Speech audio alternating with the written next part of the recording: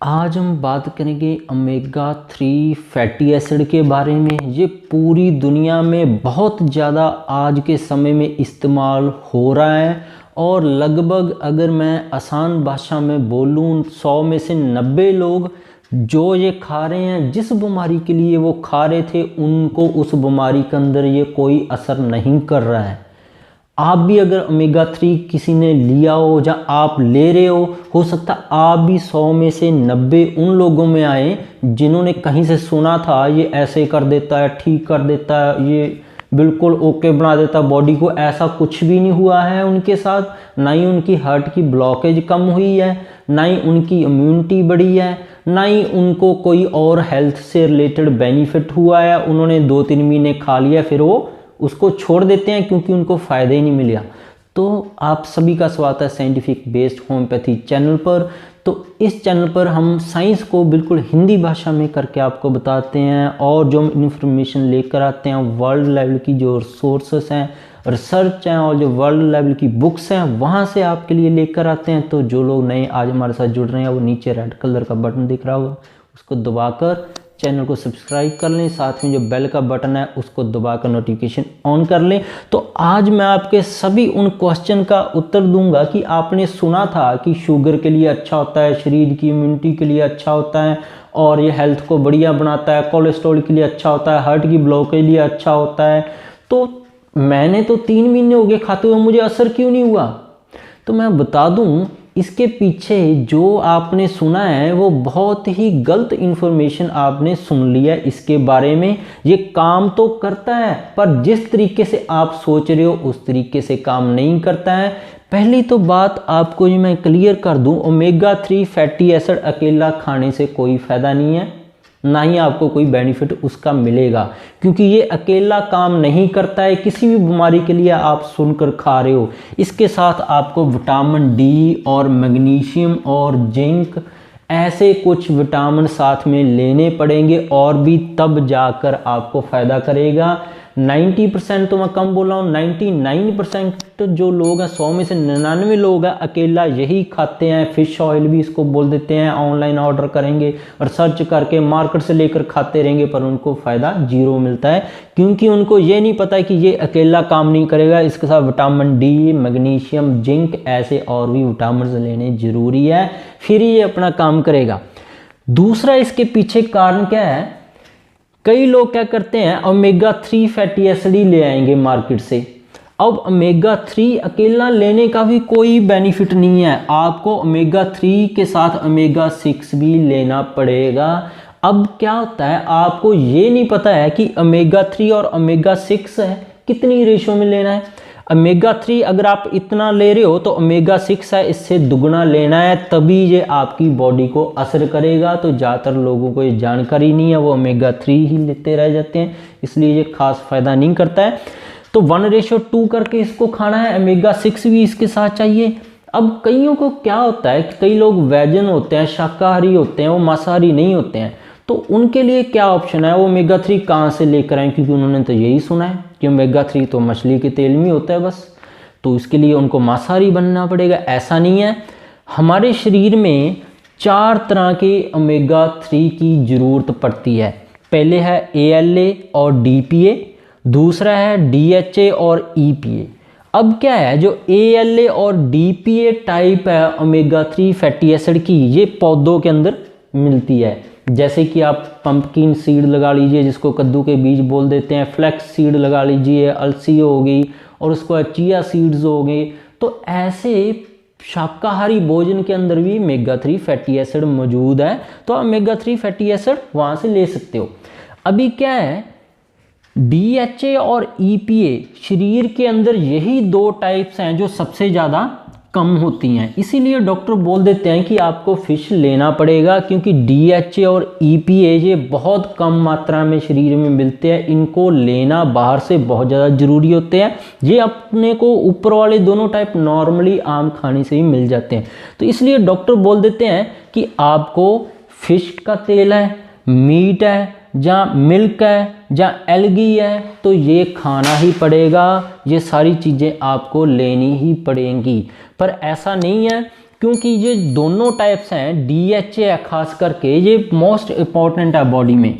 तो ये फिश से तो हमें मिलता ही मिलता है, पर हम ALA को भी अगर 2 से 3 ग्राम तक, चिया सीड है, फ्लैक्स सीड है, तो वालनट है, पंपकिन सीड है, तो ऐसे अगर 2 से 3 ग्राम डेली हम लें तो ALA से DHA बन जाता है और DHA से ALA भी बना सकता है। अपने लिवर के अंदर ये पावर है। तो 203 ग्राम है। जो लोग मांसाहारी नहीं है, वो मछली का तेल नहीं लेना चाहते हैं, मीट नहीं खाना चाहते हैं, तो पंपकिन सीड है वो खा सकते हैं, चिया सीड खा सकते हैं, फ्लैक्स सीड खा सकते हैं। तो उनके अंदर ALA होता है, तो ALA से DHA है लिवर अपने आप ही बना लेगा। तो मांसाहारियों के लिए ये ऑप्शन है, उनके लिए ये सीधा डायरेक्ट उनको मिल जाएगा। अब चलते हैं फ़ायदों के ऊपर। इसके फ़ायदे क्या क्या हैं ये तो आपको पता लग गया है कि कहाँ से लेना है, क्या खाना है, कहाँ खाना है, मांसाहारी क्या खा सकते हैं, शाकाहारी लोग क्या खा सकते हैं, कितनी रेशो में खाना है, इसके साथ और क्या खाना है, फ्री काम करेगा। अब ये सब कुछ कर लिया, ये सब कुछ करोगे तब ये आपको फ़ायदे दिखने शुरू होंगे। अगर सीधा आप यहाँ से सोचो यहाँ आ जाओगे, ये नहीं है, ये रेशो का आपने ध्यान नहीं रखा, साथ में विटामिन डी मैग्नीशियम नहीं खाया, तो आपको कोई बेनिफिट्स इसके नहीं मिलेंगे। 100 में से 99 लोगों के साथ यही होता है, वो सीधे यहाँ पे आ जाते हैं, इसको वो बैलेंस ही नहीं करते हैं। तो इसको सबसे पहले करें, फिर ये फ़ायदे करेंगे, नहीं तो नहीं करेंगे। जैसे कि अगर ये सारा काम आप कंप्लीट कर लेते हो, ये डिप्रेशन और एंजाइटी में किसको दिमागी तौर पर कोई ना कोई घबराहट रहती है, डर लगा रहता है, खास करके महिलाओं के अंदर, पुरुषों के अंदर, उनको ये फ़ायदेमंद है। इंसोम्निया है, डिप्रेशन या एंजाइटी की वजह से नींद नहीं आ रही है, उसको नींद को दूर करते हैं। रेटिनोपैथी है, किसी को शुगर की वजह से आंखों की रोशनी कम होने लगी है, या आंख उसकी बच्चों के अंदर रोशनी कम होने लगी है, तो उसको वो ओमेगा 3 फैटी एसिड के साथ है, बीटा कैरोटीन अगर साथ में देंगे तभी ये फ़ायदा मिलेगा। अब आप सोचो कि अकेला ये खाकर आंखों की रोशनी ठीक हो जाएगी या शुगर वाले की आंख बच जाएगी? नहीं, उसके लिए बीटा कैरोटीन आपको साथ में देने पड़ेंगे, फिर ये आपको फ़ायदा मिलेगा। बीटा कैरोटीन जैसे गाजर में ज़्यादा होते हैं। इम्यूनिटी को जो बूस्ट करता है, ये इम्यूनिटी बूस्टर है। विटामिन डी के साथ अगर आप इसको लेंगे तो आपकी इम्यूनिटी काफ़ी स्ट्रांग हो जाएगी। चाहे कैंसर के इलाज के बाद आपकी इम्यूनिटी वीक हुई है या कोई और इलाज चलने के बाद आपकी इम्यूनिटी वीक हुई है, उसको ये ठीक करने में मदद करता है। ब्रेन है, ब्रेन के आपके दिमाग के अंदर अल्जाइमर हो गई थी, पार्किंसन हो गई थी, भूलने की बीमारी है, तो ऐसी कई बीमारियों को ये कवर करने में मदद करता है, ठीक नहीं करता है, ये आपको समझ लेना चाहिए। बोन्स के अंदर, हड्डियों के अंदर है, अगर किसी को हड्डियां कमज़ोर होती जा रही हैं साल दर साल, तो वही विटामिन डी मैग्नीशियम के साथ ओमेगा 3 लेने से उसकी हड्डियां कमज़ोर होना बंद हो जाएंगी और हड्डियों की सेहत है बढ़िया हो जाएगी, चाहे वो बच्चे हैं चाहे वो बड़े हैं। हार्ट ब्लॉकेज है, अब कई लोग इसको ये सोचते हैं कि ये हार्ट ब्लॉकेज को रोक देता है, बिल्कुल, पर ये हार्ट ब्लॉकेज को अगर पहले से हो चुकी है उसको ये ठीक नहीं करता है। जो नहीं होने वाली है उसको कुछ हद तक रोक देता है, ना कि उसको भी बिल्कुल बंद करता है। दोनों चीज़ों में आपको फ़र्क समझना ज़रूरी है। अगर किसी की ब्लॉकेज पहले हो चुकी है, वो अपना इलाज नहीं ले रहा है, उसने टेस्ट करवाया है और सीधा के ओमेगा 3 फैटी एसिड खाने लग गया है, तो उसकी जान खतरे में है, ऐसे नहीं करना है। जो पहले से हुई है उसको ये ज़्यादा फ़ायदा नहीं करता, जो नहीं होने वाली है उसको ये कुछ हद तक रोक देता है। क्योंकि जब भी हार्ट के अंदर ब्लॉकेज होती है तो हार्ट की नाड़ियों में कोलेस्ट्रॉल जाता है और कोलेस्ट्रॉल वहाँ पे जलकर चिपक जाता है नाड़ी के साथ, जिसकी वजह से नाड़ी है वो बंद हो जाती है। तो ये कोलेस्ट्रॉल को जलने से रोकता है। पर अगर आपके ब्लड में कोलेस्ट्रॉल ही इतना ज़्यादा है तो कितने कोलेस्ट्रॉल को जो रोकेगा? तो अपने कोलेस्ट्रॉल का भी अलग से इलाज अपना करवाते रहना चाहिए, सीधा इसी के ऊपर ही नहीं आना चाहिए। हाँ, जो पुरानी हार्ट की ब्लॉकेज हो रखी है उसको ये परमानेंट होने से बचाता है। परमानेंट कैसे? कि जैसे कि कोई भी खून की नाड़ी है उसके अंदर अगर ब्लॉकेज हो जाए, अगर वो रबड़ की तरह फ्लेक्सिबल होगी तब वो ब्लॉकेज इतनी खतरनाक नहीं होती है। पर ये फ्लेक्सिबिलिटी चली कब जाती है उस नस के अंदर? जब उसके अंदर कैल्शियम घुस जाता है ब्लॉकेज के अंदर। जब कैल्शियम घुस गया तो वो एक तरह का बांध लग जाता है सीमेंट का, वो फ्लेक्सिबिलिटी नहीं रहती। तो ओमेगा 3 फैटी एसिड है, कैल्शियम जमने की एक्टिविटी है जो वहाँ पे, उसको ये कंट्रोल करता है, उसको हेल्थी बनाता है, कैल्शियम जमने को वहाँ से रोकता है, जिसकी वजह से नस के अंदर फ्लेक्सिबिलिटी बनी रहती है हार्ट की, और ये परमानेंट बांध सीमेंट का वहाँ पे नहीं बनने देता है। ये काम है, अगर किसी की ब्लॉकेज हो चुकी है पहले से तो उसको ये रिमूव नहीं करेगा, ये हमेशा याद कर लीजिए। बस उसको ये परमानेंट बांध सीमेंट वाला बांध बनने से ये रोकेगा और नई ब्लॉकेज को ये प्रिवेंट कर सकता है। पर अगर आपका कोलेस्ट्रॉल ही इतना है तो उसमें भी ये कुछ नहीं करेगा। तो आप कोलेस्ट्रॉल का इलाज कराइए और साथ में इसकी मदद कीजिए, तो नाड़ी के या परमानेंट खून वहाँ से चलता रहेगा, परमानेंट ब्लॉकेज नहीं होने देता। अपना ट्रीटमेंट भी साथ में वो लेते रहें। तो जो प्लांट बेस्ड शाकाहारी हैं वो 2 से 3 ग्राम है, जो किसी भी, चाहे वो फ्लैक्स सीड है, चाहे वो चिया सीड्स है, चाहे पंपकिन सीड है, उनको लेकर इसकी पूर्ति कर सकता है। पर विटामिन डी मैग्नीशियम साथ में लेना जरूरी है, नहीं तो कोई फ़ायदा नहीं है।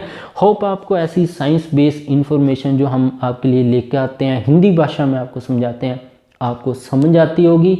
इसके बिना भी अगर कोई आप वीडियो देखना चाहते हो या इसमें कोई समझ में नहीं आया तो नीचे कमेंट करके मेरे से पूछ सकते हो। आप मेरे चैनल पर जाकर और भी बीमारियों के लिए अपनी जानकारी या ऐसे प्लांट्स हैं या विटामिन्स हैं उनके बारे में जानकारी अपनी बढ़ा सकते हैं।